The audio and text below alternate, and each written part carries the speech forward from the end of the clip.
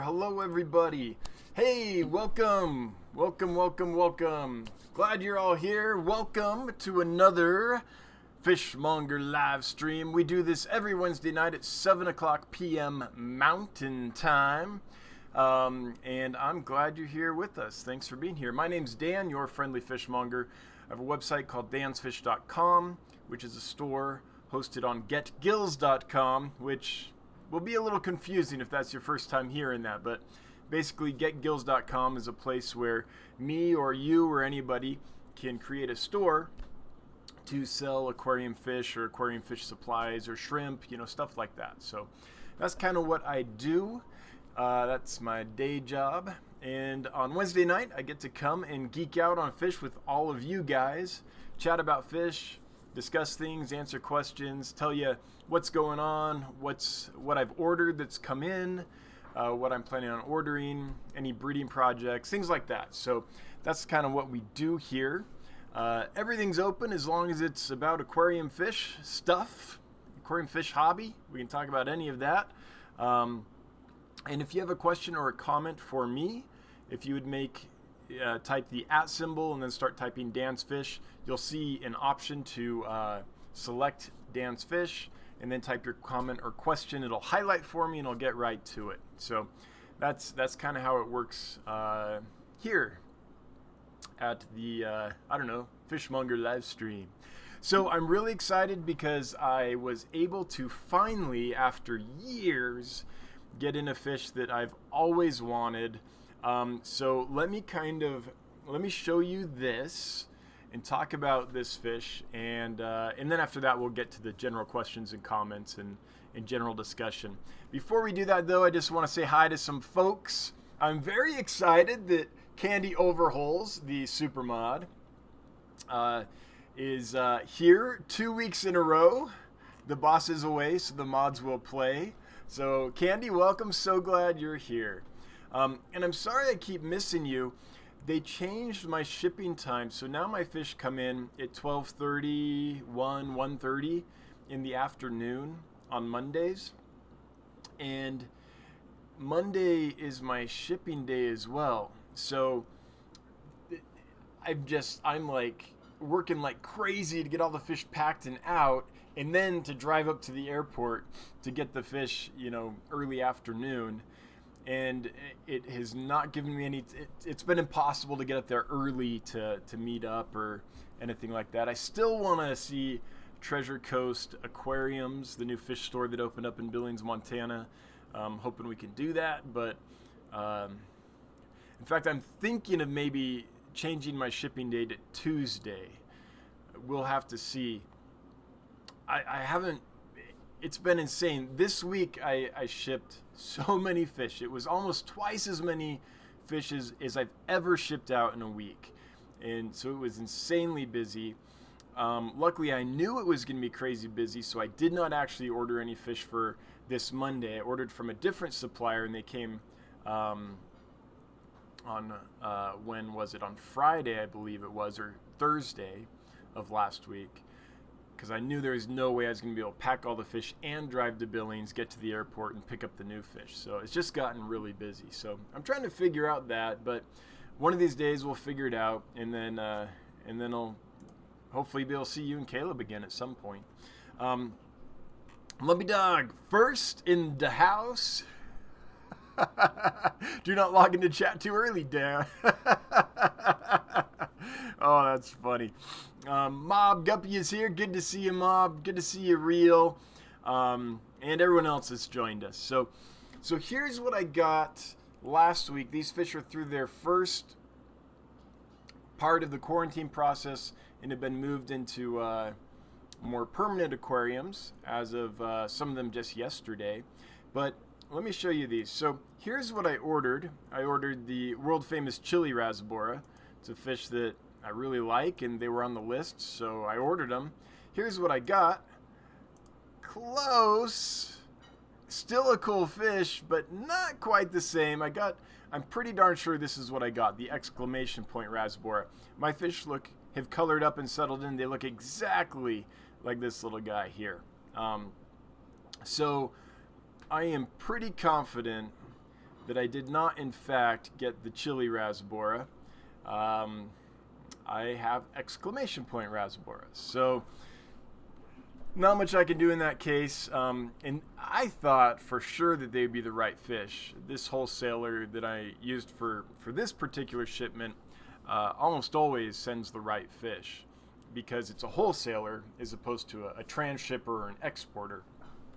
Transshippers and exporters tend to be very loosey-goosey with the fish they send. If they're out of something, they'll sometimes just throw something completely different in just to be able to ship the box to you.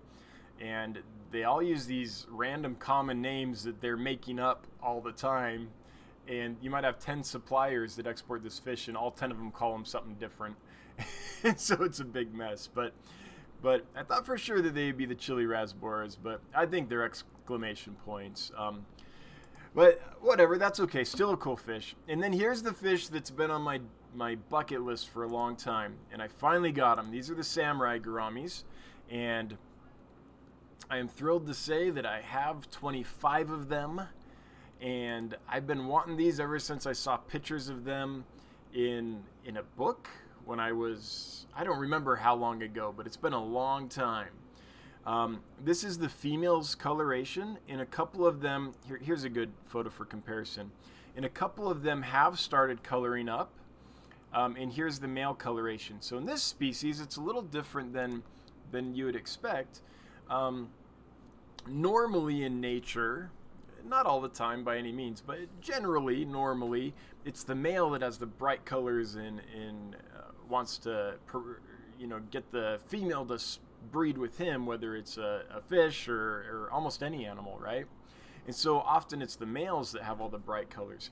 In this fish, it's different. These are similar to wild-type bettas in that it's the female that gets...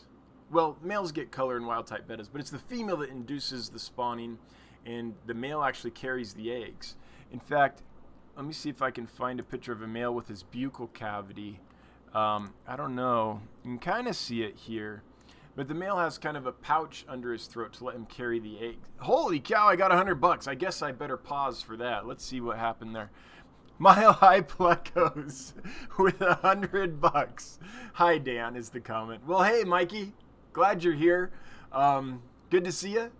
And I hope those fish have colored up for you. But thanks, man. $100 super chat. Nothing to sneeze at. At all. So thank you. Full disclosure, I sent Mikey some fish and he tried to pay me for them. I wouldn't let him. I guess he paid me for them anyway. So you win, Mikey. We'll call that paid for. Oh no. I wondered if that would happen. So not to be outdone, Bob Kaler with the $101 super chat going for the informal address of Hey Dan. So we've got Hi Dan and Hey Dan. Hey Bob, glad you're here. Thanks guys, that's awesome. Here's, I'm seeing a picture right now of the male, this one. So this is a good picture of a male with the buccal cavity distended, full of eggs. But again, fairly plain colors compared to the female, which is really unusual for the animal kingdom. In this case, it's, again, the male that carries the eggs. And so I suppose it's the, since he's going to do all the work of carrying the eggs, she has to convince him to spawn with her, just like wild-type bettas. Whereas the chocolate... My wife is going to be so happy tonight. You guys have no idea how happy you're making my wife right now. Mile High, $102 super chat with a subtle challenge to Bob, I think. Says, hello, Bob. I wonder what tone that is. I wonder if that's like, hello, Bob, or if it's like, hello, Bob, or if it was like, well, hello, Bob. I don't know, but thanks so much, Mikey, for that. That's awesome. So anyway, wild-type bettas, it's the same kind of deal, but the chocolate gouramis, which are very closely related to the to the samurai gouramis, it's the female, I believe, that mouth broods those. So it's really interesting how in that same family, in fact, some really closely related species, how they've adapted different techniques for mouth brooding. And it makes me kind of wonder how that developed, like how they came to get that behavior, and how it was decided which sex would carry the eggs. So I just saw it. Oh, man. Wow, guys. $103 super chat from Bob, not to be outdone. What's up, Mikey? Exclamation point, question mark. I love it when you gents get into it like this. I have to say, this is great. Thanks, guys.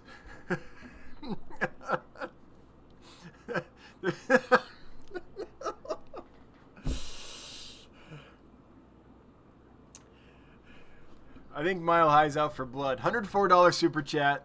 I say hello like Dr. Evil with my pinky to my face. Is it an evil hello? By the way, I met Seth Green, who is Dr. Evil's son, and he's a really cool cat.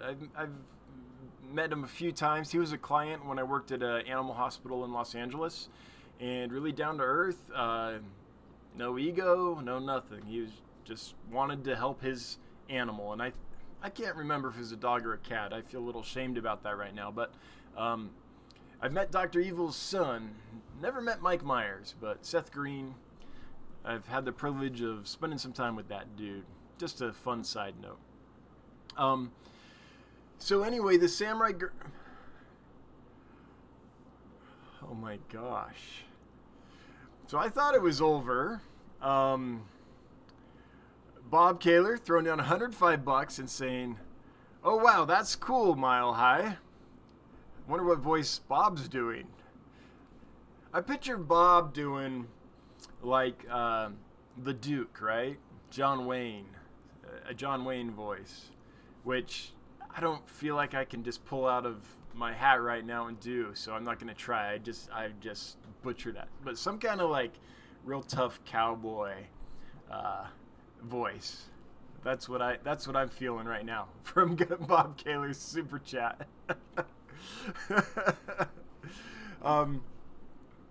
Thanks again, Bob. Yeah, I don't know what else to say.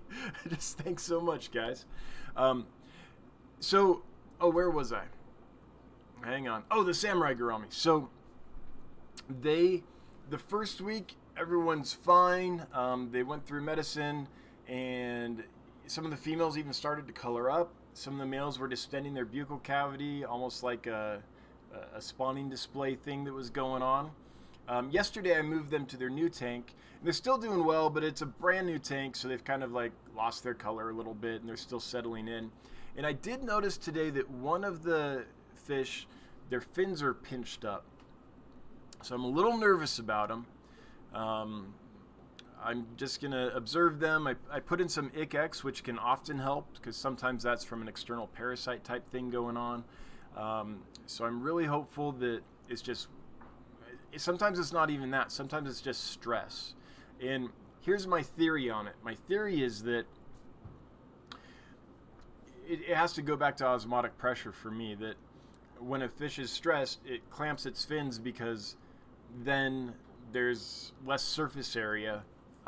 This is my theory. I don't know if it's true, for water to be trying to like penetrate. So when I see that, I know the fish is stressed. Sometimes it's external parasites because those bore holes into the fish that water can enter easily. But I didn't observe any parasites or anything, so I'm not quite sure what's going on there. I put in some ICX just to be safe. Tomorrow I'll do some Metro and Prozi, just because they're at that point of the quarantine process anyway, that I would be doing that. But I'll know tomorrow if more clamped up that there's a real problem. Hopefully there aren't. Hopefully they pull through, because again, that's a fish that I've been wanting for forever. 65 watching. Well, hey everybody, welcome. Welcome to the Bob versus Mile High Plecos throwdown. Dr. Evil versus John Wayne that we got going on here. Bob and Mikey, thanks so much. Really, really sincerely. Thank you, thank you, thank you. It's so helpful. Always appreciated. Never required. I'll get to your questions and comments, whether you super chat or not. But every super chat helps so much, so it's always appreciated. So thank you. So anyway, that's where we're at with the Samurai Gouramis. The exclamation point rasbors, all the Boreoris species, when they first come in, they're shaky. And you always end up losing a few right at the top, just because I'm not sure why. They're such a small fish, they go through a lot. They're almost always really skinny, like they haven't been fed properly during the process of getting from collection to our tanks. But so that did happen. There were a few losses, not a lot, but they've been totally stable for quite a while now. They've gained a lot of weight. Their color's coming in. Their behavior is normal, so they're going to be just fine. So that's where we're at with what we got in. Now, I'll let you know next week if this happens or not. But what I'm trying to do for this coming shipment is get a bunch of wild type bettas in. There'll be, I think, 5 species of wild type bettas, along with a licorice gourami and some stuff like that. So that's what I'm working towards right now. So we'll see. Something else I want to bring to everyone's attention, because I think it's pretty cool and some people have been waiting for a long time for this, is that finally I got the strain set on the Santa Marias. I sent them out to the people that I owed them to, and there's 6 pairs left. So some people have been waiting a long time for these, so I just want to call your attention to it. I do have some Santa Maria Endlers available at getgills.com. Just 6 pairs to start. There'll be more that become available as they grow up and sex out, but they're still growing out right now. And sorry about the fuzzy picture. It's the best I could do at the moment.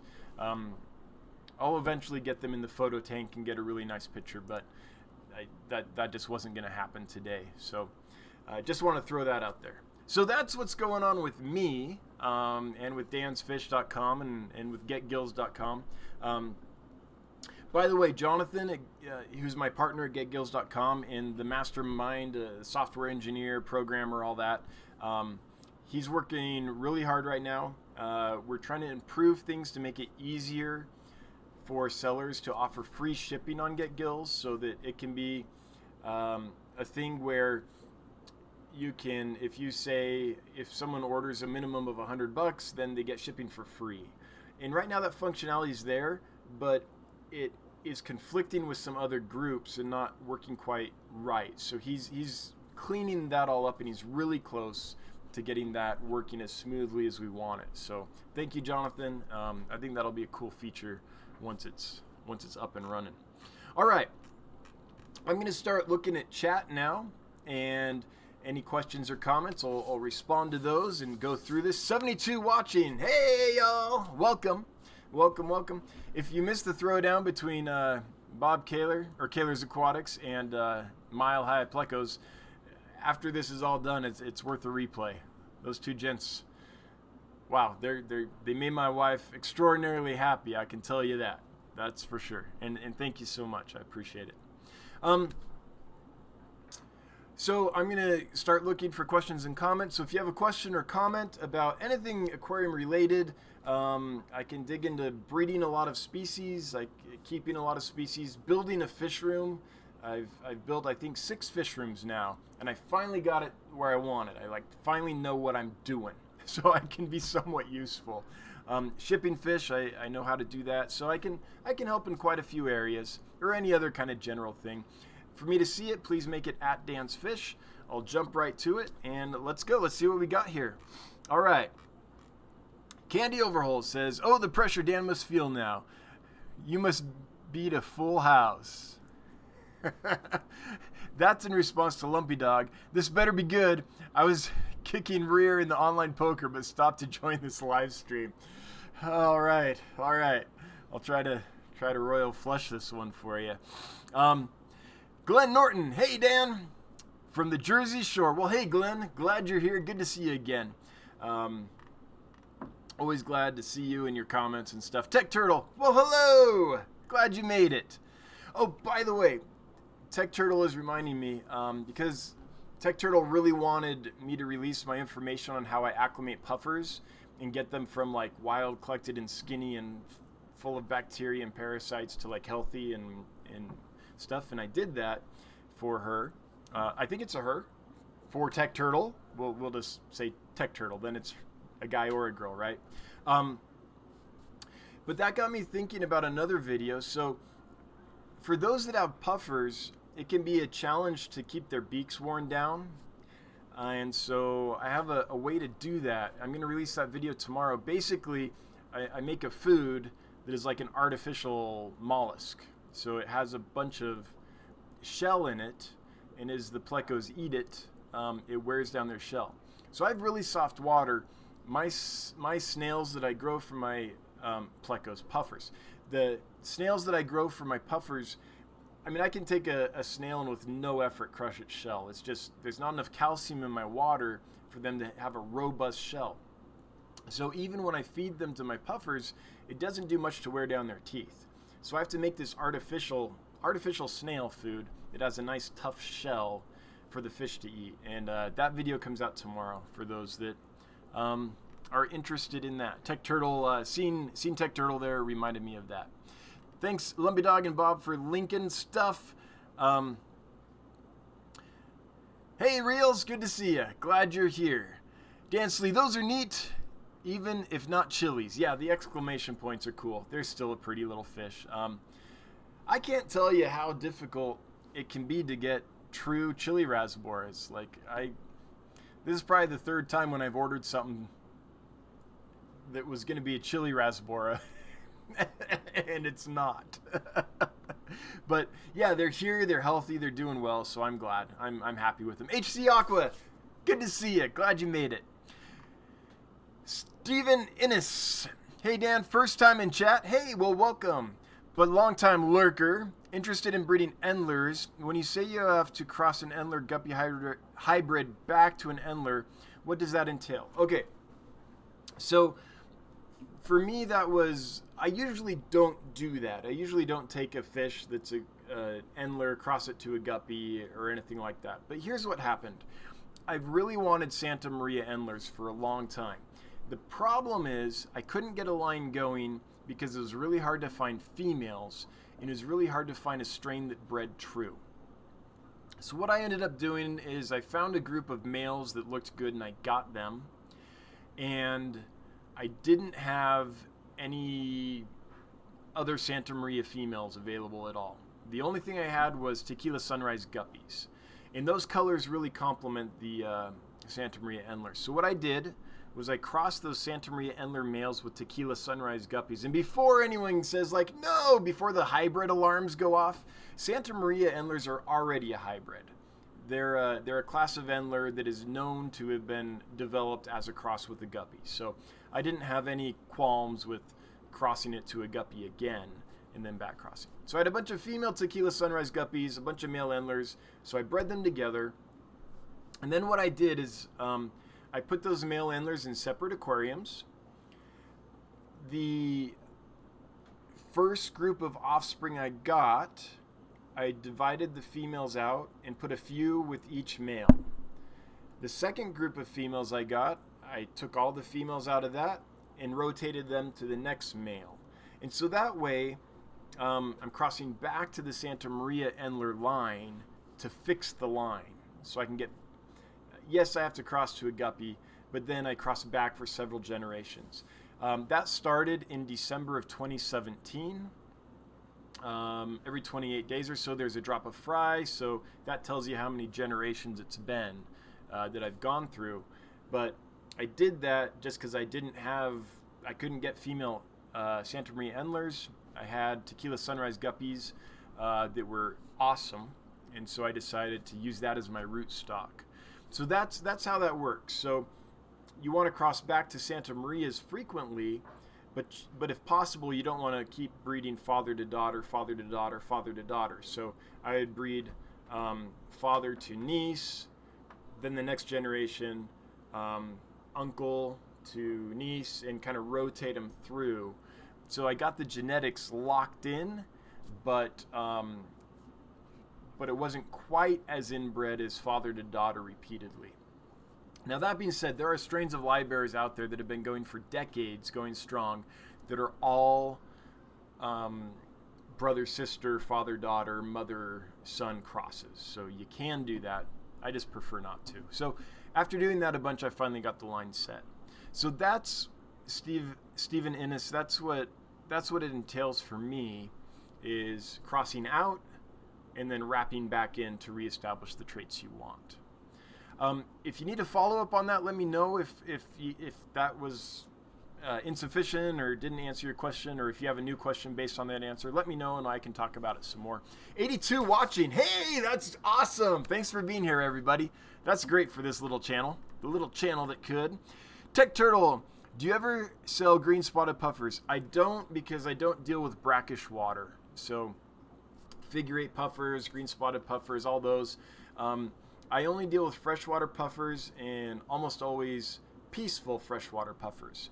So puffers that I can keep several in a tank together and not have to worry about them, killing each other or tearing each other to shreds. So that means Amazon puffers, Congo puffers, and maybe pea puffers. So that's kind of what I deal with mostly. So my system is an automatic water change system. About a 25% to 33% of the water is changed every night, or that much new water comes in every night. The amount that's actually changed is a little less because it mixes with the old water, right? And so I can't have an automatic water change system and keep brackish water in this facility I have. I could rig one up that would take that water, throw it in a big container, dose it, automatically doses the salt and other chemicals to get it to brackish, circulates for a night, and then automatically changes. But I'm not even close to that in this facility. So this is just a freshwater facility for auto water changes, freshwater style. So that's why I haven't done green spotteds. Now, I've worked in plenty of pet stores and wholesale places and online fish store, suppliers where we have kept green spotted puffers. In fact, there was one place I worked that had super, super hard water, and that was great for them. But I've never kept them in my personal care just because I've never wanted to deal with brackish water. I'm too lazy to mix salt and to a specific gravity and all that continually and do all that. Killers Aquatics is nice fish. Cool. I think we're talking about the samurai gouramis at that time. All right. Just got through the super chat war. Thanks again, gents. Killers Aquatics. The Kathy Bates fried green tomatoes voice. Oh, that's the voice he's doing. All right. I'm sorry. I'm so not going to go for that voice, Bob. I know what you're doing there. I'm not going to go for that one. I could do it, but I'd have to work up to it. Lubby Dog, this live stream isn't going so well. Maybe we should cut it short. Yeah, back to the poker, huh? Yeah, I know. No one's watching, only 81. This stream usually has a lot less than that, so 81 for us is fantastic. I'm glad you're all here. All of you that are here that aren't normally here live, thanks for being here. It's good to have you. Dolly Vigil. Hi, and hello to all the mods and everyone. Well, hello, Dolly. Welcome. And so, Dolly, I still have those female thread fins for you. I have some that I could probably ship, but here's my concern with them. They came in really skinny. Several of them have fattened up, but there's a few in there that haven't gained any weight. So my fear is that maybe there's a parasite in there because I'm feeding everyone the same. And so I don't want to send you a female that looks really healthy if there's other fish in the tank that don't, and risk sending you a parasite. So I'm trying some different medicines and trying to get those females that haven't recovered any weight kind of back gaining weight. Once I see them doing that, then I'll know that the batch is ready to ship. So I'm sorry it's going to be a little bit longer. Tried a different medicine this morning. I'll try a few rounds of it and see if I notice an improvement. If not, I'll switch to a new one. I mean, I wish I had a fish vet around the corner and could just get a good diagnosis and get right on it, but I'm like everyone else. It's a shotgun approach, trial and error approach. A lot of it. 77. Oh well. We were riding high in the 80s for a little while. Wichita Falls Fish Keeper. Are the gouramis near spawning size? Yes, they're at spawning size right now. That's a fish that gets 2.5 inches maybe, and they're just about there. So yes, they're not full grown yet, but they're definitely sexually mature. That being said, until they color up again, it's going to be hard for me to sex those fish. Let me just say that. There's a slight difference in the jaw, but I don't trust myself to pick it out. The females, when they color, I'll know that those are females, but I won't know for sure if something that looks like a male is in fact a male or is just a female that isn't colored. Because I'm not, that difference in the jaw is so subtle that I don't trust myself to 100% be able to see it. So they are spawning size though. So my suggestion would be if anyone's interested in those, then when they become available in another week or so, if things go well, that if spawning is your goal, it's probably going to take a group and to do that, to get the sex ratio you need. Kaler's Aquatics, thanks for the awesome Betta rubra females. Hey, you're welcome. I'm glad they arrived. I watched your unboxing today, as you know. Anyone that didn't see it, Bob did an unboxing today of some Betta rubra that I sent him, so you can check it out.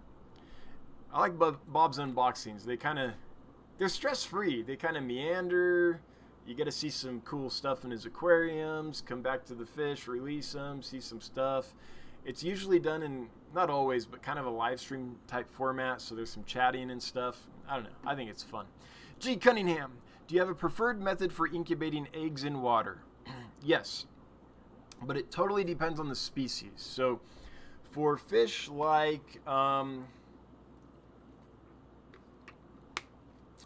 killifish, rainbow fish, corridoras, fish that lay kind of tough eggs that you can kind of collect without damaging them and transfer to a new container.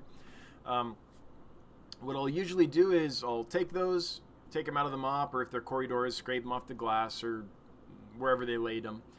Put them in a container of water that probably holds, I'm going to say 2 cups of water or so, roughly, maybe a little more. Put them in there, put some hydrogen peroxide in there. And the key is to change that water frequently. So the water I put in there, it's aged tap water that the chlorine has been removed, and that tap water has been bubbling for a while, so it's gassed off. So any absorbed nitrogen or any pH buffers, things like that have been put in that water have kind of stabilized, so the water isn't going to change parameters a bunch on those eggs. So that's what I use. It's the same water I would refill my aquariums with. It's been aged though and gassed off. So the key for me has been to change that water frequently. So I'll do a water change on that container, 100% water change pretty much as I can pour out without pouring the eggs out. I'll do that morning and night and sometimes lunchtime. Each time I put new water in that container, I'll put some more hydrogen peroxide in. In about 2 to 3 milliliters of hydrogen peroxide per gallon, I'm doing this off the top of my head, I think is the amount I use. Let me check that for you. I would hate to give you an amount that's totally wrong and would damage your your stuff.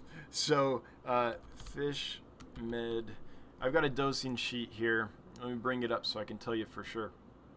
In fact, I'll just share this with you guys. This is my dosing sheet. So this is more or less the dosages that I use to treat fish. Now there's some wiggle room in here, and just take this as a starting point. Do your own research. I'm not a veterinarian. I'm uncomfortable saying do this and it'll be fine, because I don't have the degrees and the qualifications to do that. but this is what I do. So hydrogen peroxide, yes, it's 2 milliliters per gallon for an egg bath, and that works well for me. Now, sometimes I'll go higher. If it's a species and I'm trying it and I keep getting fungused eggs, sometimes I'll go up higher and higher and higher and get to a point where it is effective, but that's always my starting point. So you can sometimes do quite a bit more depending on the species and how tough the membrane is and how much it protects the embryo from the peroxide and things like that. So you kind of have to find that point with each species, but 2 milliliters per gallon tends to work well for me. And changing the water frequently, that's key. Now, if it's a different fish, if it's, say, angelfish, then I breed those on PVC pipes that I lay in the tank, kind of like people use slate, but I just use a PVC pipe.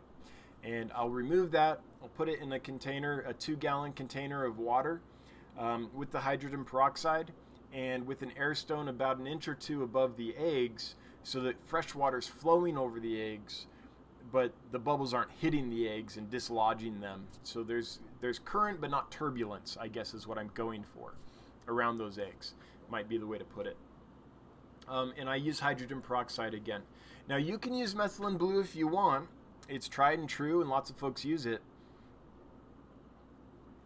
I just don't use it because it stains everything blue and it can make a mess if there's a spill or anything like that. But it's perfectly good as well. So that's a little bit on incubating eggs in water. I also have egg tumblers, and I'll use those for certain species. Those work really well for like a peacock gudgeon. You can take the piece of pipe that they lay their eggs in, put it in the egg tumbler vertically so that the water's flowing through it, and that works really well for peacock gudgeon eggs. So there's lots of ways to do it. Yeah, but that's a place to start, I guess. 79 watching. All right, we're almost back to 80. Almost back. So if you haven't done so and you feel so inclined, this might be a good time to share, like, hit notification bells, sub, all that stuff. But sharing would be great. If we can get more people in, that'd be awesome. Although 79, 78 now, I'm not complaining. That's not bad for this little channel. Dolly Vigil, maybe you can make it to Aquashella now. Oh man, I wish. I wish. I'm so far from taking a trip for pleasure right now. I wish. Yeah. Nope. We're in that startup mode right now. That grind. Long days, doing it all yourself. Margins are fairly low at the moment. Things like that. But we're in that point. That I can't even talk. That point of things. 80. We did it. Thank you. Yes. But no, that's all survival money at this point. At some point, the business will have grown to the large enough and be steady enough month to month that I don't have to worry about, okay, we made it this month, but what about next month, you know? And once that happens, then we'll be able to do stuff like that. But we're a little ways from that. But I do hope everyone has fun at Aquashella. It seems like an awesome event. Just a reminder for all the newbies, if you have a question or comment and you want me to respond to it, if you type the @ symbol and then without a space or anything, start typing Dan's Fish, select that, it'll highlight for me and I'll read your question. So if I'm not reading your question or comment or responding, it's not because I'm meaning to skip it, it's just because it's not highlighting for me. If you keep trying and keep getting ignored, if you bring a mod's attention to the matter, they'll get a hold of me. There are some devices, phones and stuff that the highlight function just doesn't work on. So we want to get to everyone. Help us help you. FishTube, $5. Hey, thank you. Have you ever tried salting your eggs? Sorry if I missed it. I just got the notification. 36 minutes in. Well, welcome. Actually, you're tardy. Go to the principal's office. No, welcome. Glad you're here. Thanks for the super chat. I've never tried salting my eggs. No, I haven't. That being said, when I bred killifish, lots of killifish, I would almost always keep salt in the tanks with the killifish because it would just help with things like velvet and stuff like that. And so back then when I did the water changes, I would usually use water from the parent's aquarium to change the water. So I guess in a way I did salt the eggs. What I found since then though is I get more consistency if I just use that fresh water all the time. Because if there's an ammonia spike or something, or the parameters are off in the parent's aquarium and I don't know it, because I'm not checking the water each time I change the water on the eggs, right? Then I can have a problem. So, but if that's what you're doing, and that's an okay method. I mean, I got lots of babies from it. Then that works fine. I'm not trying to discourage anyone from using that method, but so I guess in a roundabout way, I have salted eggs. 91 watching. Hey, that's awesome. Thanks for the. We're so close to 100. Oh man. Oh, that's close. Thanks for sharing, everyone. Thanks for getting the folks in. Welcome for those that just joined us. You missed the epic super chat battle between Mile High Plecos and Kaler's Aquatics, but it's still going to be fun. We're still going to have a fun time. $2 from Agnostics. See, I got it. I was like, UG Gnostics. Agnostics!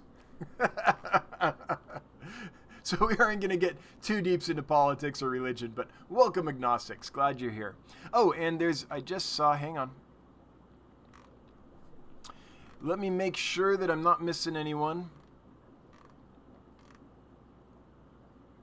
Okay, chat skipped on me. I'm scrolling back up to find all this stuff I missed. And here it is. The first one highlighted is Dan Slee. Hey, Dan, good to see you. By the way, Dan, another one of those pygmy cories went down. I'm down to like 2.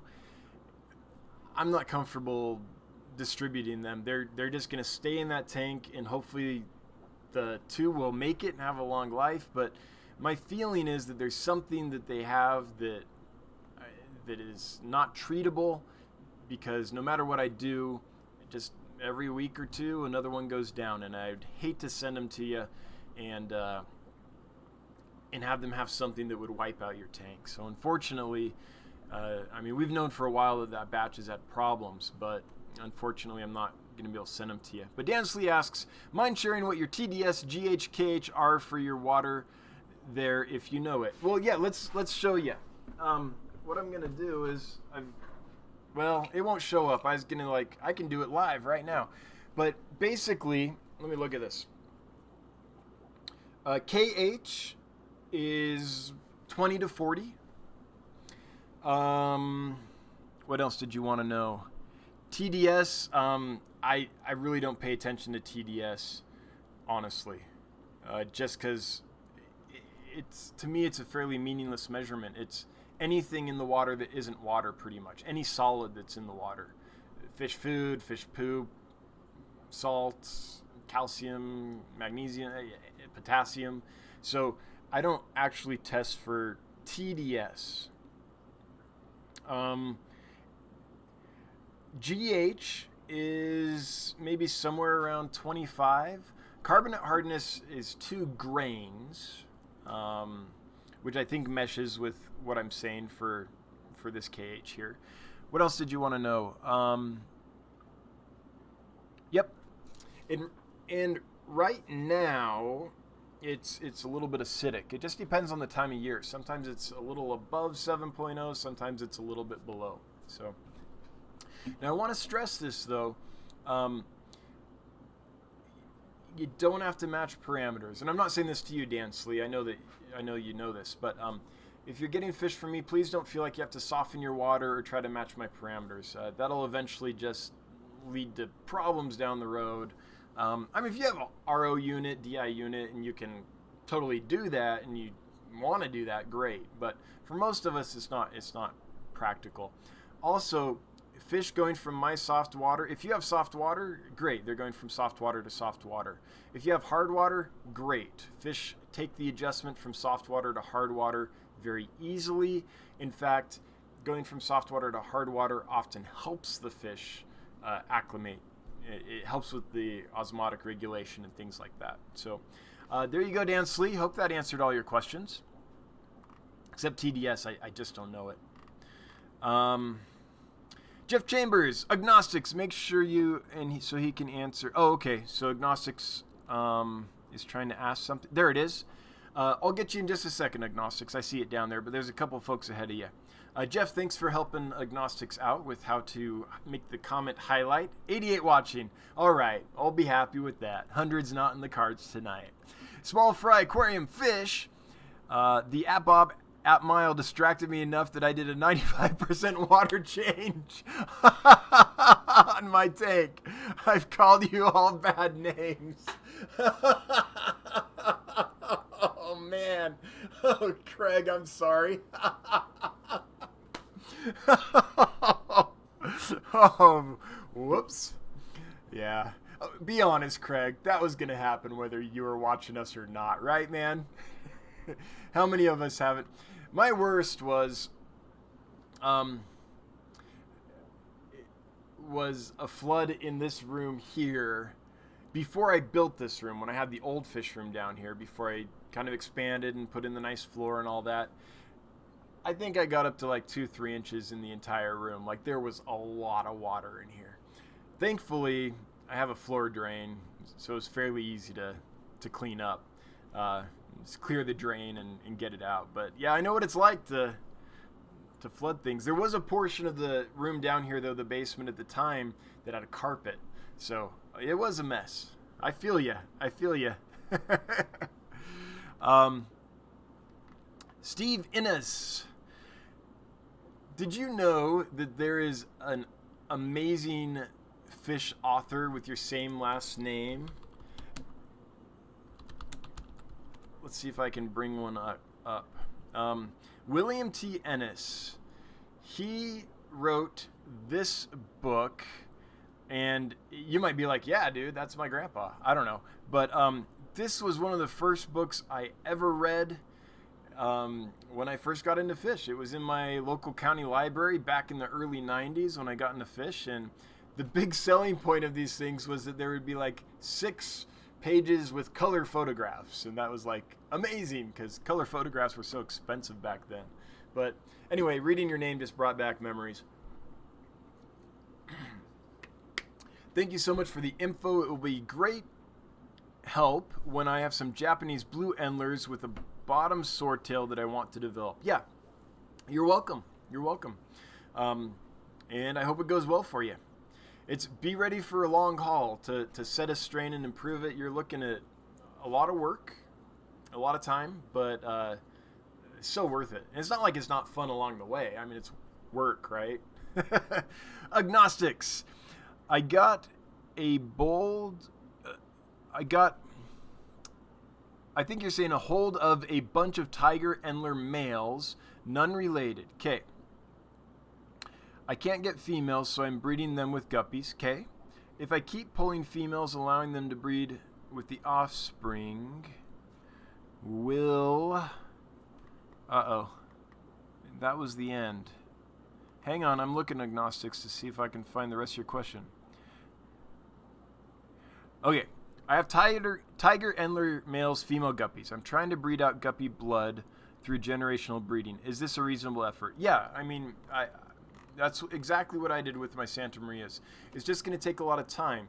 And what you're going to have to do is each generation of fry, you're going to have to remove those females, ideally before they breed with their siblings, so that you can cross back to the pure endlers, or pure-ish endlers. A lot of endlers are hybrids, and get that strain set.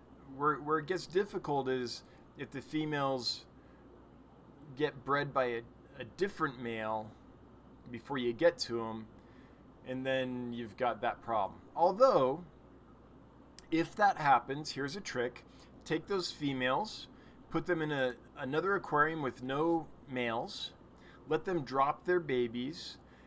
As soon as they've dropped their babies, put them back in with the male.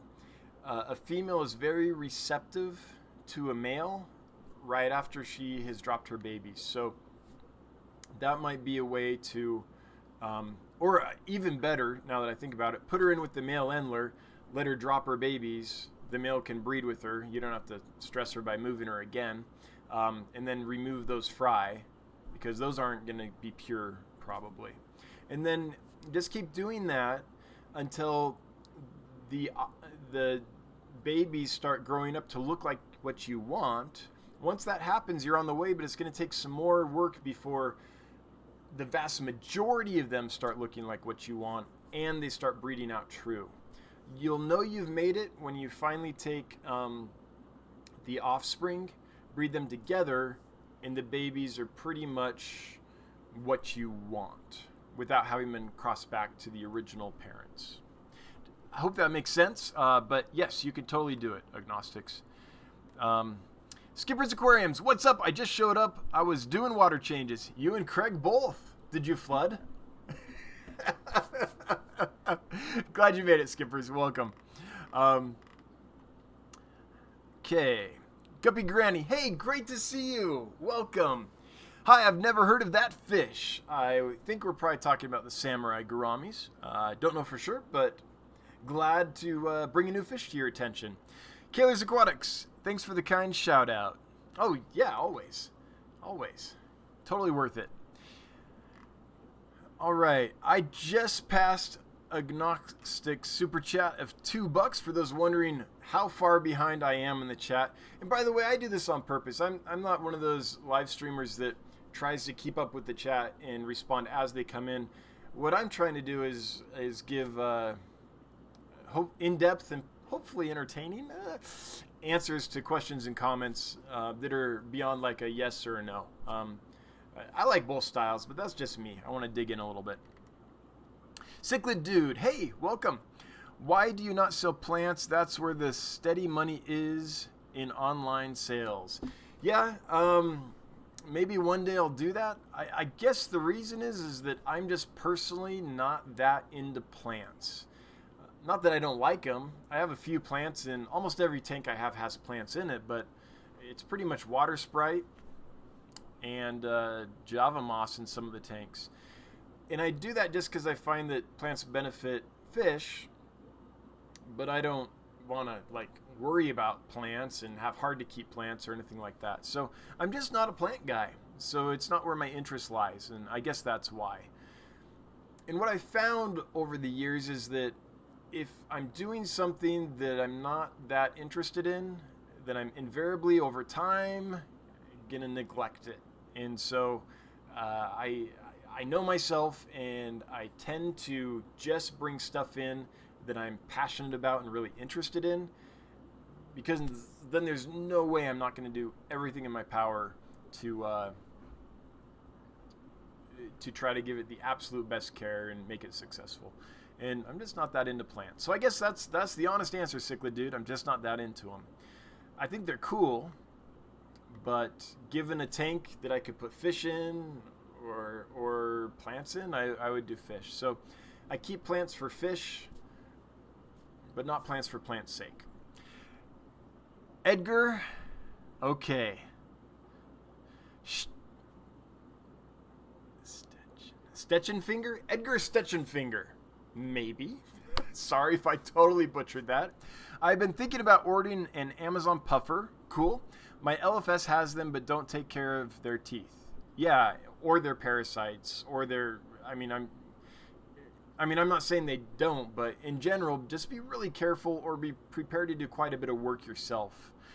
How well would they adapt from your soft water to my hard water? Super well. Fish go from soft water to hard water very easily. It's the reverse that is hard on fish. And that's due to osmotic pressure. There's lots of information there about it. I went into depth on osmotic pressure last live stream or the one before. So I'm not going to go into depth on it this time because I don't want people to get bored if I just repeat over and over. But basically, fish have to work really hard to keep their blood, their body salty. The fish that live in fresh water. Fresh water is always trying to force its way into their body, and then you get bloat and all kinds of problems. So if you take a fish from hard water and put it in fresh water, it has to work a lot harder to overcome the osmotic pressure difference than it's used to. if you take a fish from soft water and put it in hard water, it's actually like easier for the fish. And this is one reason that we put salts and things in our water when we're landing fish, getting new fish in, importing fish, because it actually helps them. So I think that a soft water fish going to hard water is actually kind of ideal. So it's not just that it might be okay, it's that it's actually going to help that fish to be okay in every case I can think of. And I'm thinking blackwater species, I'm thinking really delicate, acidic, soft water fish. Almost always I feel like they're going to be better going from soft to hard than soft to soft even. That being said, this doesn't, I mean, Amazon puffers are pretty darn hardy, but as long as the water's clean and you don't have ammonia nitrite, in hard alkaline water, ammonia is very toxic, and you get all kinds of problems. In acidic water, ammonia is less toxic. So you have to keep it cleaner, not cleaner, you have to be sure that it's clean in harder alkaline water. But as long as that happens, it's actually going to help the fish, in my opinion. Dan Slee, no worries. Something's been going on with the imported pygmies recently, seems like. Thank you for the update. Yeah, I tell you, that entire group from pretty much the get-go. Often fish come in and they'll be, sometimes, especially really small species, be shaky at first. You'll have a few losses or just be like, ooh, those don't look good, and then they recover. So you don't always have losses, but sometimes you do. These just never got to the point that they recovered completely, and I'm not quite sure why. It seemed like they did. They acted healthy, but then randomly there would be a dead one. So obviously something was wrong, and I have no idea what it was, Dan. Lumpy Dog, I changed my swordtail feeding several weeks ago to include a lot more veggies. Cool. They appear to be growing much faster. Your thoughts on this? Yeah, swordtails need veggies. In the wild, they eat lots of algae. They eat a lot of detritus. If you pay attention to swordtails, platies, guppies, limias, those kinds of fish, you'll see them grazing, right? So their mouth isn't adapted to like be a predator. They aren't hunting insects. I mean, they'll eat an insect if they can, but their mouth is made to kind of graze. So they'll go around and that mouth will kind of pick up detritus, kind of scrape off algae, however you say the off swatch. And someone told me, someone in a comment, someone like told me how to say that word, but that biofilm, I totally forgot how to say it right though. I knew I would. So swordtails, platies, guppies, that kind of stuff. You put some veggies in the diet, it really helps them. In fact, I think a lot of times there's too much protein in the food we're feeding our live bearers. And I think they live longer and tend to be healthier with a lot of veggie in the diet. One trick to do that is if you make Repashy, say community blend or whatever, cut in some Soylent Green. Repashy makes a Soylent Green product that has a ton of veggies in it, and you'll be able to offer your fish veggies really easily that way.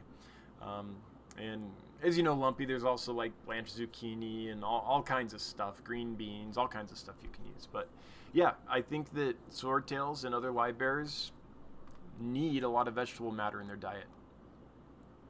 It's just what they eat, what they've adapted to. Yeah. Kayla's Aquatics. I have Exotic Aquarium Fishes by Dr. Ines, I guess. Yeah, it's one of the original, right? Kind of the original aquarium book. Not the first that was ever written or anything, but the first that was really popularized and had wide distribution. I could be wrong on that. I'm not a fish book expert, but yeah, it's an oldie but goodie. And I think if I remember right, the thing that always gets me is there's a picture of a blue Galaris in it, and they call it Aphyosemion, not Calliurum, but something that starts with a C, and like golden pheasant or something. It's just so misidentified. But back then, killifish and a lot of fish we still didn't understand very well. So yeah. Dan Slee, the hatchets look amazing, by the way. Even if they aren't staying up top, they fit that tank very well. Yeah, I'm really happy with them. They're doing great.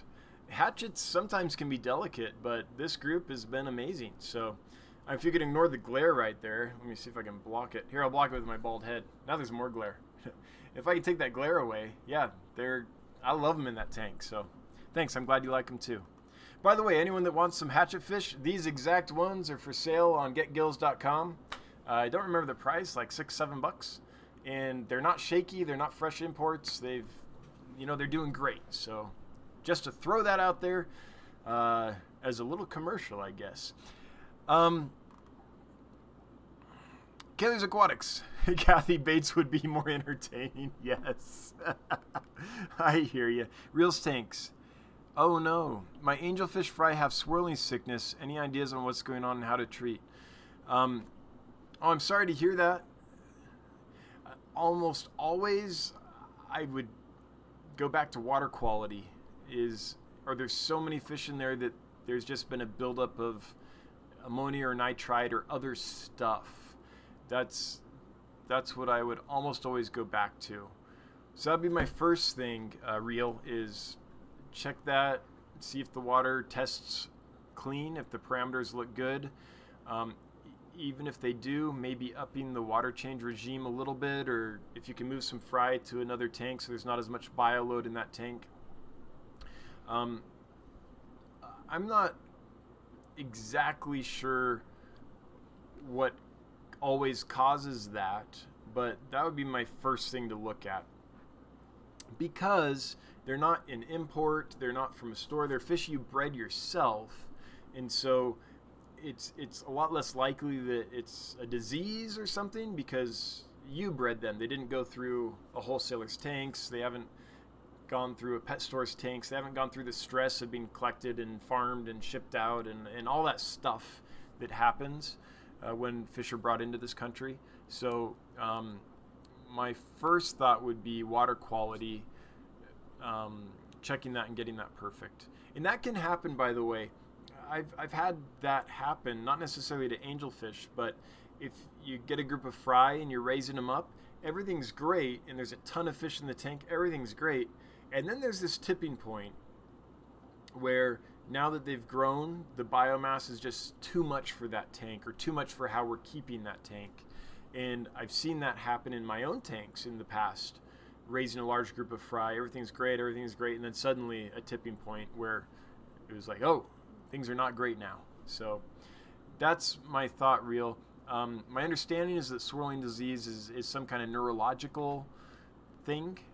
Again, not a fish veterinarian, but that's my understanding.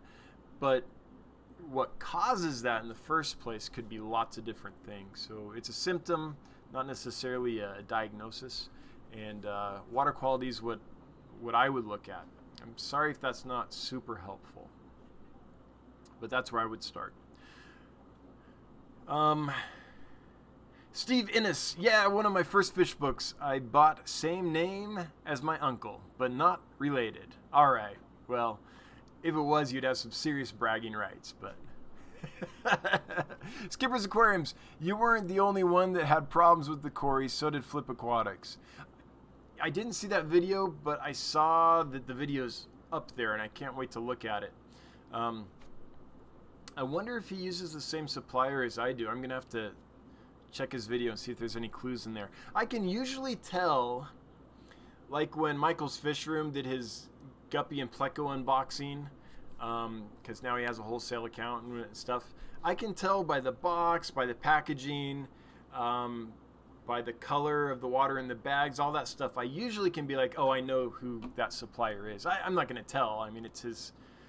If he doesn't want folks to know, I'm not, and he doesn't, then I'm not going to, spill the beans. But I can usually watch an unboxing and be like, yep, I know where those came from. So I'm going to look and see if it's the same supplier. But, yep, it's a shame because they're an awesome fish. In that sometimes happens. If a group of fish goes through a transshipper's tanks or a holding facility or a wholesaler and there's something in there and they pick it up, then everyone that distributor sends it to is going to have an issue, right? It's just the part of our hobby that we do wrong. sorry, it's gonna be a little short rant. I won't go forever, but this is one of the parts of the hobby that just frustrates me to no end, is and why I believe it's necessary to for someone like me who's going to sell fish to really take the time to medicate fish and get them healthy as much as possible. I'm not 100%, but I don't ever knowingly sell a fish that has any sign of illness or anything like that. So it's just part of the hobby that frustrates me is okay, I'm going to get this fish and sell it as quick as I can to the next person so it doesn't die on me, so I don't lose money, right? And I feel like that's where we're at in the entire cycle of this industry, from the whole thing, from exporters that kind of amalgamate from different collectors and then send them to transshippers and then wholesalers and then pet stores and all that. And it's I don't know if it's completely avoidable. Stuff's gonna happen, but we could do such a better job, and I wish we would. Anyway, I'm sorry Rob had that problem too. Deborah McLean, which killies would thrive at a pH of 7.5? Pretty much all of them that I can think of. There are a few species that might be more difficult to breed at that pH, some of the diapterons and some others, but you could keep almost all of them in that pH. In any commonly available killifish is likely to be able to breed easily at that pH. So it's very rare. I can't think of a single killifish that has to be kept in acidic water to thrive. I can think of some that are harder to get fertile, viable eggs in hard water. It's not even necessarily the pH so much as the hardness, but pH and hardness generally kind of correlate a little bit. But what I would recommend, just thinking of the ones that any of the killifish that I have for sale at dansfish.com would do great in that pH. The Aphysium caliurums would be awesome. Any of the lamp eyes, any of the epiplates and stuff, they would all do great. So, yeah. Oh, that's the other thing. Got in a whole bunch of clown killies too, finally. So, hopefully you'll have some of those for sale in the next couple weeks if everything goes well. So, Deborah, are there any killifish you're thinking of? If you let me know a few that you're thinking of, then I can talk to you a little bit in detail about them, or tell you, oh wait, that one is harder. But again, if it's fairly commonly available, it's probably going to do okay in a higher pH and more alkaline water. Michael Wilson, off works, lol, channel, you're German. Oh, for the off swatch, yeah. Off walks. Okay, off walks. There you go. It's not off swatch, which is how I always say it. Off walks. So that's the biofilm that grows on rocks and logs and stuff that lots of fish pick at. They also pick at detritus, free-floating gunk, the live bears, and then like all the Stiphodon gobies and the hillstream loaches and stuff, it's off-walks. Okay, good. Thanks for correcting me, Michael.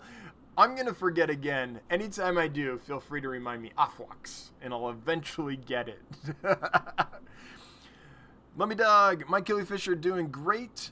This is for Deborah. At 7.5 pH, this killies from Dan's Fish. Cool. Yep, it was the Procatopus aberrans, I believe, that Lumpy Dog got.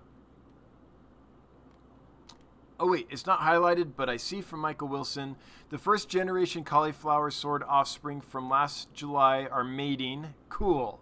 And at least one female is gravid. It will be a long slog.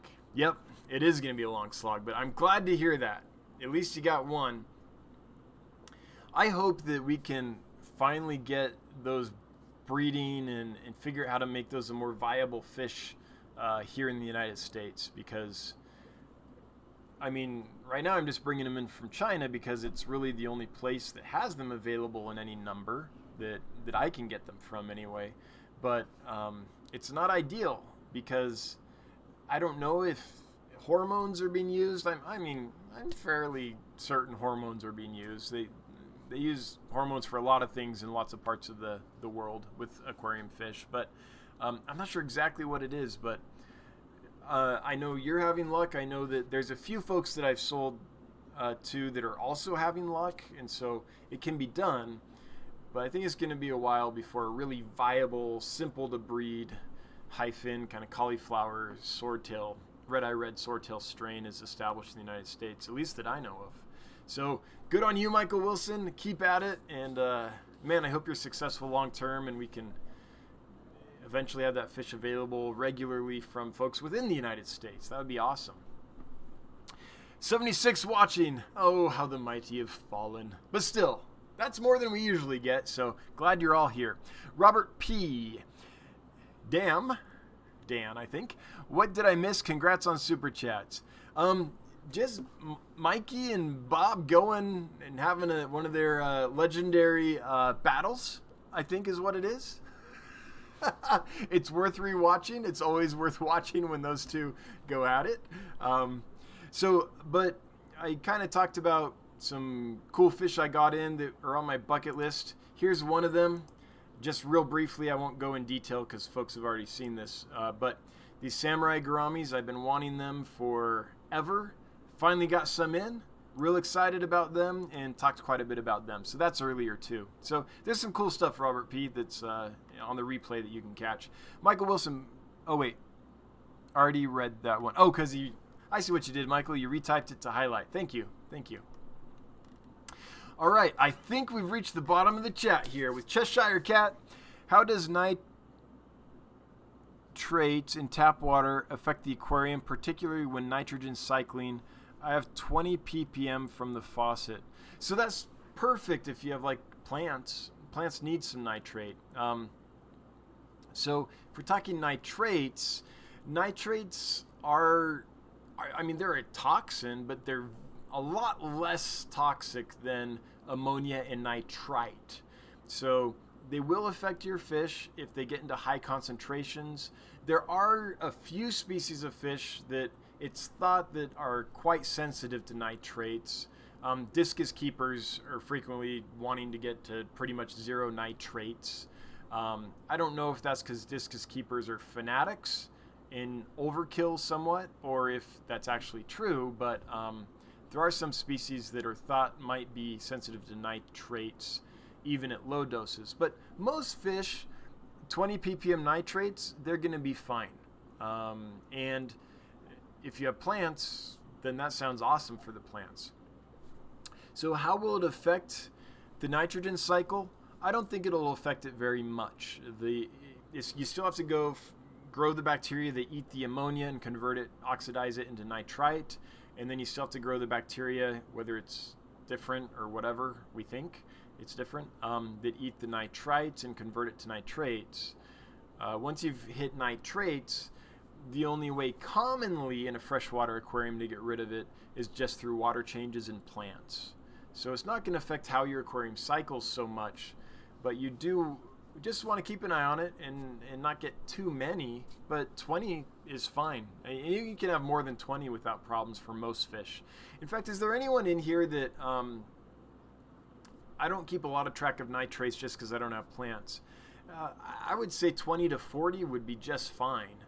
But if someone in here knows that 40 is too high, correct me so I don't steer Cheshire Cat wrong. So hope that answered your question. I don't think, it doesn't sound like it's an issue at all. Tech Turtle, I have some fries I'm sitting on. Cool. Post on Facebook and still not sold. I might have to look into shipping. Any tips? I already have a website I'm slowly working on. So my best tips are all in some videos I've made. I'm sure one of the mods will link it, but there's a video I made, or you can search the channel later, about how to ship fish. It goes over my entire process. I'm not saying it's the only way to do it, but I will say I'm not bragging here. Honestly, I haven't seen anyone that does it better. So I think it's a good method to at least see and get familiar with. Whether you decide to use it or not, it might be good to be aware of it. So that's on the YouTube channel. I have a couple other videos on there. One talks about all the different equipment and supplies I use when I ship fish, and I tell you where I get them from, so that might be helpful if there's stuff that you can't get a hold of easily or don't know where to get a hold of it. And then there's a couple others where I just about shipping fish in general or catching fish for shipping and stuff like that. But those two, how to ship fish and then supplies and resources, I think, are the two that I would start with. And yeah, if you have any questions about it, like as you get into it, please feel free to email me, Dan at Dan's Fish. I'm happy to help you. Like if you have a specific question as you start researching, but start with those videos. I think that they're going to be quite useful. Also, are you in Canada, Tech Turtle? If anyone's in Canada or the UK, Europe in general, and I think there's 43 countries now that Get Gills can function in. So if you're not in the United States, you can still use Get Gills. We've been able to expand that. In fact, let's take a look here just real quick at the countries that we can sell to. So if I go to my store, click New Shipping Methods, these are all the countries that can use Get Gills. So United States, Australia, and on and on and on. So if you are one of these countries or you live in one of these countries, then feel free to list on this website and help us get established wherever you are. Let's see here. And that was prompted by Tech Turtle saying, even thought about Get Gills, but want to learn how to ship before I get on there. Yeah, for sure. Yeah, again, those videos start there. I think that'll be helpful. And if you are in Canada, I can't remember, for some reason I'm thinking you're in Canada. You should be able to use Get Gills, even if you're up there. Let's see here. Lumpy Dog, Cheshire Cat, doesn't really impact cycling. The 20 ppm of nitrates would be great for Planet Tank. Okay, cool. Sounds like other people are on the same. Oh, Tina, algae gets out of control. So this is true. Okay. So if you have 20 ppm nitrates and you don't have plants in your tank to utilize those nitrates, then you're going to have algae. That's true. One thing I find works really well to combat algae is water sprite or another super fast growing plant. Once that water sprite gets established, it sucks up nitrates so efficiently that it outcompetes a lot of algae. You're still going to get a little bit, but in my experience, kind of helps mitigate the problem quite a bit for most tanks, for most systems. That being said, almost all my tanks are pretty clear, and I contribute that a lot to the water sprite. But I have a couple that I've got like that floating green algae in, and I've got water sprite in there, and it's a battle. It's a battle to see which one's going to win. But yes, that's absolutely true. I didn't think about that. If you don't have other plants in there that are fast growing to use the nitrates, algae's going to use it. Okay. Okay, chat jumped on me. I'm finding it. I'm back. Hang on. I'm going to get there. I'm going to get there. 60 watching. Don't leave while I'm looking.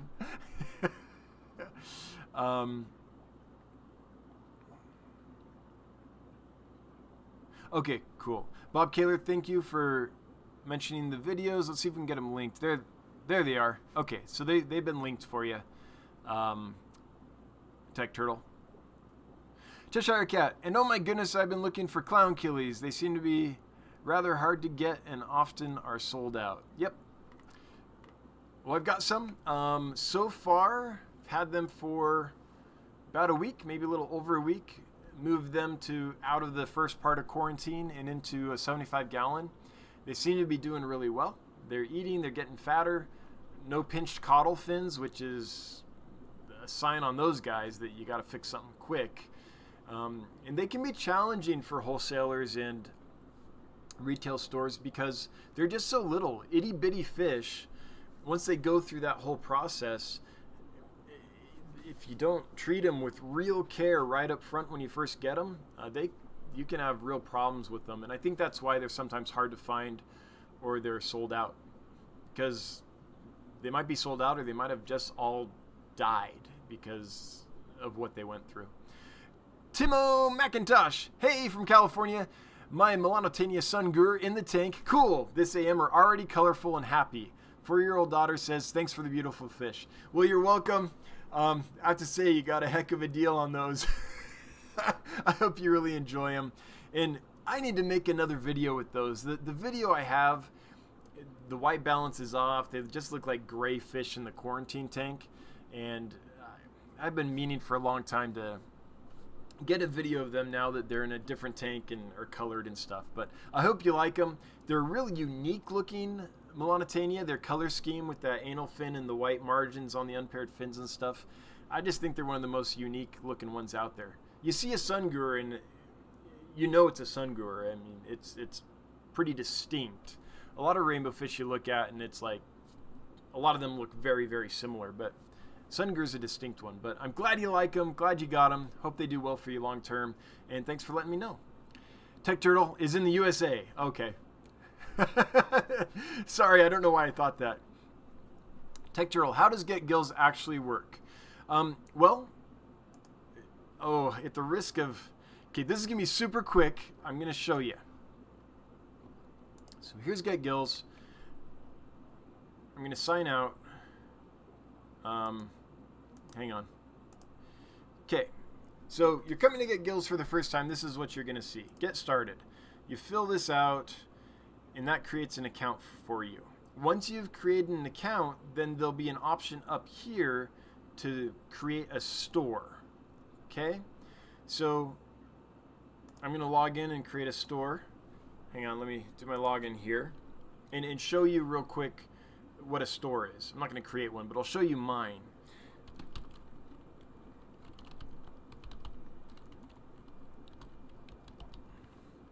Hang on. Almost done.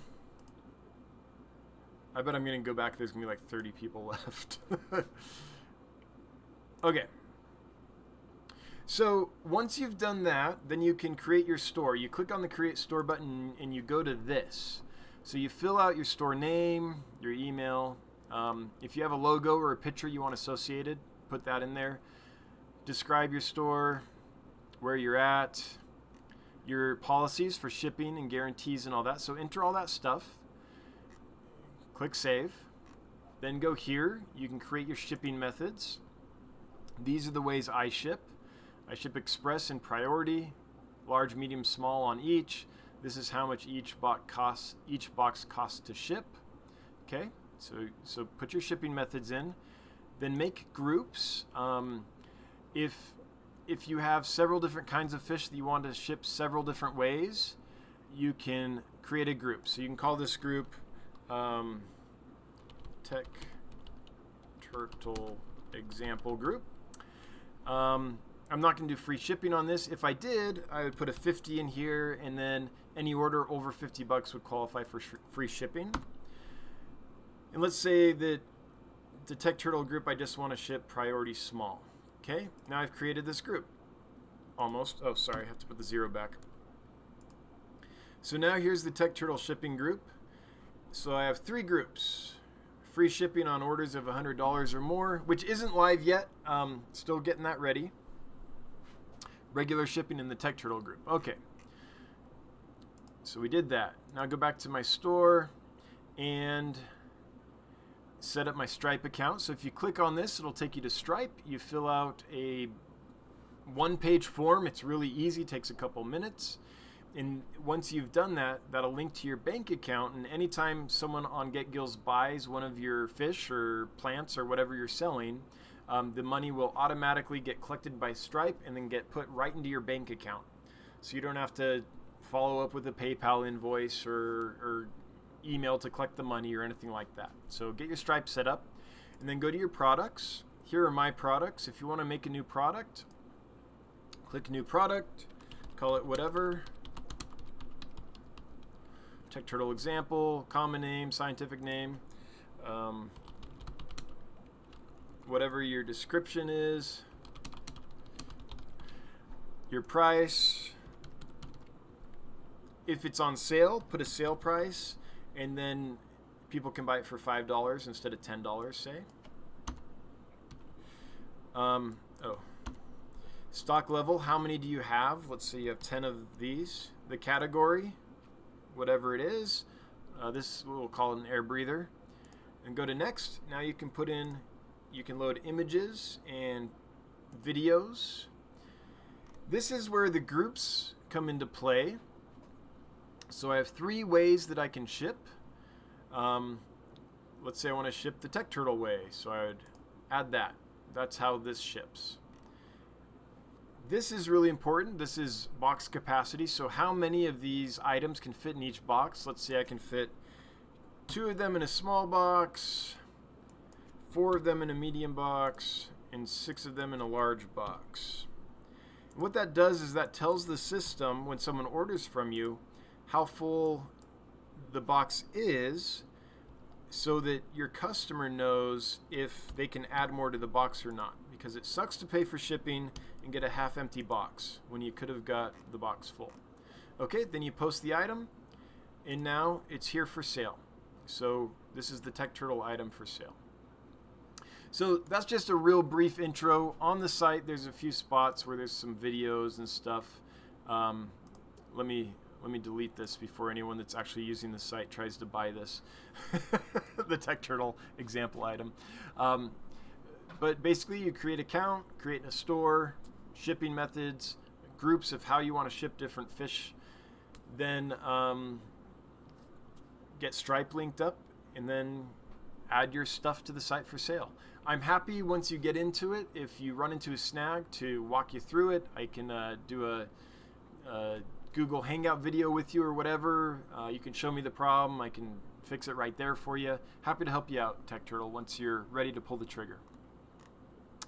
60 watching. Oh man, I was worried that doing that might might get us down a little bit. But Tech Turtle, that's the brief answer to your questions about that shipping and how to use Get Gills. Eric Fab, as in fabulous. I'm a young teen and breeding killifish. Good for you. That's awesome. How often do you pick eggs? Some people pick every day so they don't develop too much, and some people pick once a week. What do you prefer? I'm breeding a few species. So, okay, I'm going to assume that you want to get a lot of eggs. So I'm going to tell you how to do, how there's so many ways to do it. Okay, real quick. Easiest way, heavily planted tank, non-annual, semi-annual killifish. Just feed them real good, squirt in some baby brine shrimp, throw in some microworms, something like that every day, even crush up some flake food. And eventually a few fry will appear and you'll get a little colony going. That's the easiest way to do it. Second easiest way, you don't even have to pick eggs this way, is put the killies in a tank, leave them in there for a couple weeks, take them out, and then the fry will appear because the parents won't be there to eat them. Those are the ways to do it without picking eggs. There's other ways too, but let's stop there and go to picking eggs. If you want a good yield, what I would do is separate the sexes. First of all, if you can, don't buy just one pair. Buy like 3 to 5 pairs. If you have one pair, great. Work with that. But if you can get a few more pairs, that'll help. Separate the sexes for, I don't know, a week or so. And then get a small aquarium, or even like a little plastic container with a lid. Lids are important with killifish because they jump. Put in your spawning medium, which is usually a mop made out of acrylic yarn, which sounds like you know about. Put that in there. Put the pair in there. Put them in there like in the evening. Let them be in there until the next evening, and then check the mop. Should be full of eggs. Pick those, put them in your container to incubate, leave the pair in there one more cycle, pick the eggs. What you'll notice is on the second day and probably third day, you get a lot less yield. So at that point, you remove the pair back to their normal aquarium. That separation and letting the female kind of get full of eggs really helps, because if you don't do that, then your killifish are pretty much going to lay a couple eggs a day. And then, which is fine, and some species will lay more. Like Fundulopanchax gardneri go through periods where even if you don't separate them, they're going to lay like 10 to 20 eggs per female per day, easy. But sometimes more. But if you separate them, you'll get a lot more yield at once. And that's helpful because then you can raise a big batch at once instead of only raising like 3 to 5 fry at a time. which kind of is a pain. So that's what I would suggest. So it's less a question of how often do you pick them than conditioning the parents, putting them together, and then you'll have a day or two where you get a lot of yield all at once and can raise a good batch. Now here's the other trick to that. Even if they're not an annual species, you can use some damp peat moss, and you can pick eggs every day from the mop.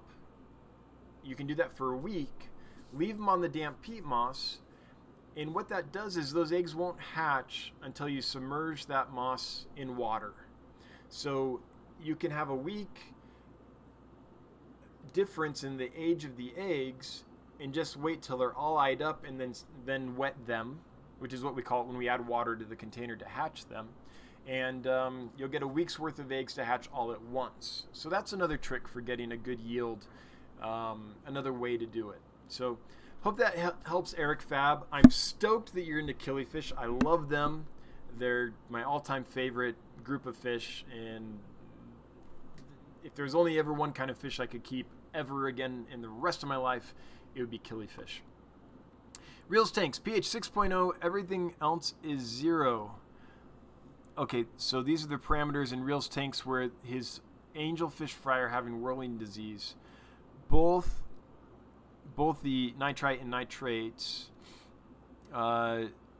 seem to be at 0, I think you're saying, Reel. Well, yeah. Then it's not probably that. That being said, I do feel like I feel like even if it's not ammonia and nitrite, there can be other things that we don't test for, even potassium, other things that come from the food and stuff that aren't necessarily toxins we test for and maybe aren't necessarily toxic until they get to really high levels. And sometimes if we have a lot of fish in one tank, we can get to those levels and never know it because it's not stuff that we can test for or even aware of. And in real, I'm just guessing here. I really don't know, to tell you the truth. Water parameters, seems like ammonia and nitrite are good, so maybe it's not the water parameters. Maybe they got something. I really don't know. I wish I could help you more. All I know is all I'm guessing is that it's a neurological issue. But I couldn't pinpoint what's causing it. Usually when I see stress fry, I just immediately test the water, and almost always I'll find something wrong. I'll find that I'm going through an ammonia spike or something, but it doesn't appear to be the case with you, so I don't have a good suggestion. I'm sorry. I wish I could help you more. Tech Turtle, I have no idea why I should charge for shipping and fish, etc. What I would do is look at what other people are charging. That'll give you a starting point to know what methods they use, what do they have to charge. That might be something to get you started. You can also look at UPS, FedEx, and USPS and look at their different methods and kind of play around with most of those companies. I think all the companies, you can do estimates on how much it would cost to send a box this size, approximately this weight, to this location. So you can kind of test that and get a feel for it. Decide which carrier you want to use, and then just start. And after you do it for a few times, you might find, hey, it actually costs less than I thought, so I can charge less. Or, oh, this costs a lot more than I thought, I need to charge more. For me, my prices are up there on Get Gills for you to see. Start at $15 and go up to $50, pretty much $49. In winter, I ship express. I almost always lose money on any shipment I do in the winter, because even if I charge $45 to ship overnight or next day via express, it will often cost me $50, $60 or more. Sometimes it costs me up to $80 to ship one of my boxes express. Not often, but occasionally. And so in the winter, I lose a little bit of money on shipping. In the summer, it costs me slightly less to ship in general than I'm charging. Once the heat pack, the styro liner, the bags, the ox, all that stuff, once you factor that in, it's very minimal. But in the summer, it's the opposite. So and it's very slight. I'm not saying I'm not asking people to pay tons over what it costs, but that's kind of what I've found. Winter shipping, it costs me a little bit. Summer shipping, I make a little bit. So you kind of just have to go through it a few times to figure out what your actual costs are and adjust accordingly. But I think checking what other people do is a good place to start. 62 watching. Hey, we still got it. Not too bad. We aren't down to the 30s, so we'll take it. Real, could it be something that came in my water? Anything that could mess with the nervous system. Heavy metals in your water could do that. It could be, yes. And, you know, every year, spring and winter, when seasons change, we do see changes in our tap water frequently too. So is it possible? Yes. But many other things are possible too. So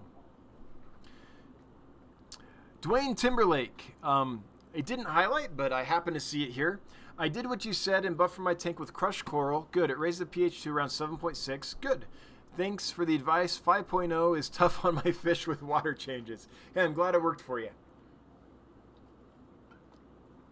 I've started messing with that a little bit more, and in my box filters, putting crushed coral in there instead of like marbles to weigh it down on species that like hard water. And I haven't seen a huge difference. Just my water volume and the sheer amount of water change I do, I think keeps it from buffering a ton, but at least it's putting some calcium in the water. So, but I'm glad, Dwayne, that worked for you.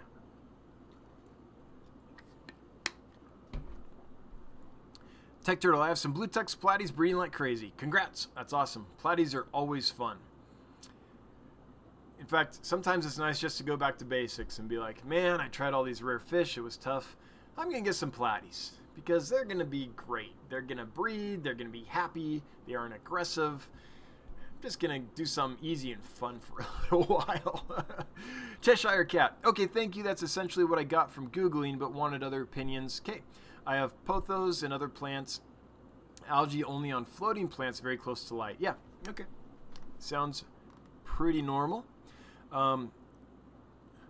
Lumpy Dog. Dan's password is Hello Kitty for life. No, it's Hello Kitty forever. Even after life. Lumpy Dog. Do the stock levels adjust automatically when fish sell? Yes. On getgills.com, your stock levels will adjust. So if you put in a dozen fish and someone buys 2, it'll automatically discount that or deduct that, and 10 will be available for the next person that looks. Yes. That was important to me. I hated having to manually change that on other sites I was using. That's one reason I built GetGills, or me and my partner put it together. He really built it. Jonathan did the programming. But that was one of the things we knew we wanted. So yep, automatically deducts inventory. Tech Turtle, like Lumpy Dog asked, do stock levels auto adjust? Yep. Kaylee's Aquatics oh, cool. I love how you worded this. Want to reenact Dan's wet shirt t-shirt scene from his recent video? Here you go. Yes, I did a wet t-shirt contest accidentally. I was doing this video on fixing my fluval canister filter because it was being really loud, and I was finding the problem and fixing it. And when I disconnected the hose, I disconnected the wrong hose. I disconnected the intake instead of the outflow, and there was pressure in there, and it just went all over me. So you too can do that in a Dan's Fish t-shirt if you want to go buy one. Tech Turtle, what happens to the store if I run out of fish or plants? Does it expire at some point in time? No, I'll show you exactly what happens. So your store doesn't expire. But here you go. You can search all the stores. You click this button up here, it takes you to the stores. The stores at the top all have products active for sale. They're in alphabetical order, and all these stores have products for sale. Once we get down here, then stores that don't have products for sale start showing up again in alphabetical order. So your store doesn't go away, it just drops down to the bottom since you don't have stuff available for people to buy. So if people are browsing, they see what's actually available. So nope, it doesn't expire or anything. You can delete your store if you want at some point. Hope you would never want to do that, but you can delete your store. But if you don't purposely delete your store, when you run out of stuff, it just drops down the list. All right, Cheshire Cat. So my dilemma right now is ordering a bunch of fish at once to make the most of shipping costs. I'm concerned about freaking out the tank system. So here's how you do that. Every fish store and importer and stuff, this is how they do that. So you're not going to freak out your system if you don't suddenly feed more. If you're not putting in the waste comes from the food that's consumed. There's other waste, like just breathing creates a little bit of waste and stuff like that, but that's negligible. In general, it comes from you feed the fish poop. You have bioload issues, right? So what you do is when you get the new fish in there, you, for the first 2 days or so, sorry, my throat's getting dry, just a sec. Even though you increase the amount of fish in the tank, you do not increase the amount of food for the first couple days. After a couple days, and when you've noticed that everyone's kind of settled in, which means they're going to be eating actively and stuff, then you feed a little more, and you do that for a couple days, 3 days. Then you feed a little more, and you just gradually increase the amount of food you're feeding so that your bacteria population can grow to adjust. So it takes about 24 hours or so for the population of nitrophine bacteria in your aquarium to double. Okay? So as long as you're doing this gradually, you shouldn't have too much of a problem. What you might find is you need to do water changes a little more frequently because your nitrates, you're producing more nitrates and things like that. But just gradually increase the amount of food and you'll be fine. And by the way, fish love to eat, and you could feed them 10 times a day and they would eat 10 times a day and still beg for food, right? But they're a cold-blooded animal that does not require nearly as much food as they usually get in the aquarium. So please don't worry or feel like you're a horrible person if you're not feeding tons of food to your new fish. It's almost always better to do that gradually. Not just to bump the tank, but because the fish themselves need to adjust to the tank and to what you feed and stuff. And so if you feed a bunch at once, they're likely to not eat a lot of it and it go to waste. So gradual's always better, I think, when you're getting new fish. All right, 56 watching. Oh, we're falling. That's okay. We have a couple more questions. Tech Turtle and Kaler. Cool. Trinity. I'll get those, and then we'll probably shut this sucker down because we've been going for a while. An hour and 42 minutes. All right. And I haven't eaten dinner yet, and let's do this. Tech Turtle, thanks. At Kaler's Aquatics, you might see me on there soon. Cool. Dan's Fishing, Kaler's Aquatics. I want to try shipping a few times first. Dan, would you be willing to be my test? Yes, I'm happy to do that. If you just pack a box like you would normally pack with fish, you don't even have to put the fish in it. You can just seal the bags up and everything like you were shipping fish. Send it to me. When it gets to me, I will do an unboxing video for your eyes only. Unless you want me to share it, then I'll share it with other people too. But I can do an unboxing video, temperature, see if there were any leaks, all that stuff. Give any suggestions I might have, and I'm happy to do that. So if you want to send fish, you can, because then there's that extra layer of did the fish make it. But if it's your very first time or two, just knowing if you sealed the bags right and if stuff's okay kind of mechanically instead of biologically can be helpful too. So I'm willing to do that.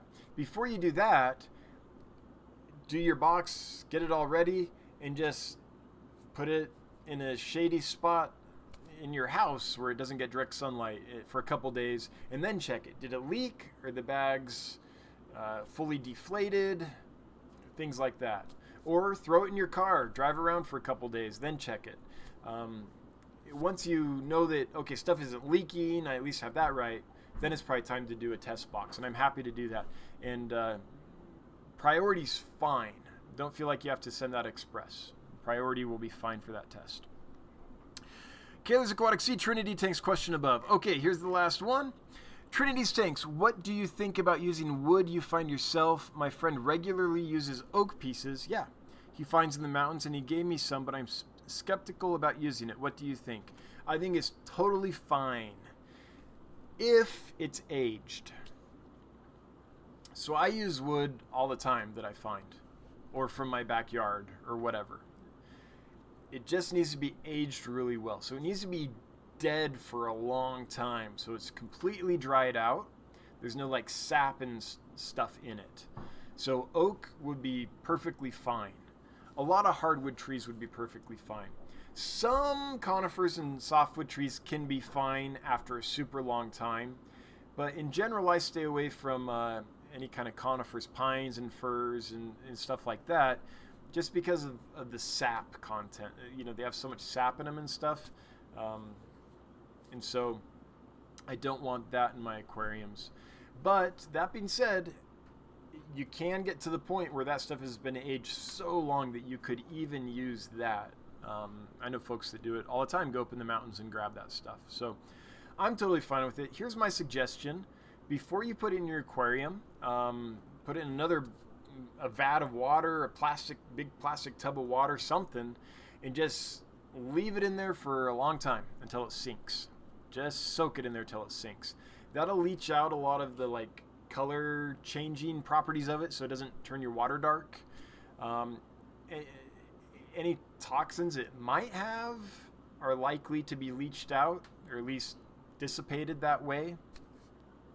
And what I do is I actually do that in my scud tanks. So I'll take a piece of wood I'm planning on using for my fish, I'll put it in with the scuds until it sinks. If it kills my scuds, that's like the canary in the coal mine. I know I can't use that piece on my fish. I haven't had that happen yet. Usually what happens is the scuds get real excited and eat on it, and they're going to eat any like decaying bits and any soft bits and all that, and kind of help treat that wood so that once it goes in your tank, all that stuff's been eaten off and it's pretty much just wood that you have left. So those are my thoughts on that. Hope that's helpful. Trinity's tanks.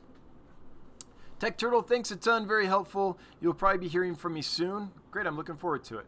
I'm setting up a tank for my sis in-laws, and I'm going to ship them to her house, but that's still the same state. Good. It's a good test, though. All right, everybody, thank you so much. All the super chatters, thank you, especially Bob Kaler and Mikey Trevor. Really appreciate that, and everyone else that super chatted, but wow. I can't wait to tell Brenda, my wife, about how that went tonight. All the mods that do so much work for us, thank you so much. Candy, I'm thrilled that you were able to be here again. Thanks for doing that. And I'm my best to you and Caleb and your family. Hope he recovers soon from his treatment. I know that can be super rough on him. Anyone that answered other folks' questions and helped in the chat, thanks for doing that. And all you lurkers, I feel ya. Anyway, until next Wednesday, 7 p.m. Mountain Time, I'm out of here. Thanks so much. See you then. Bye-bye.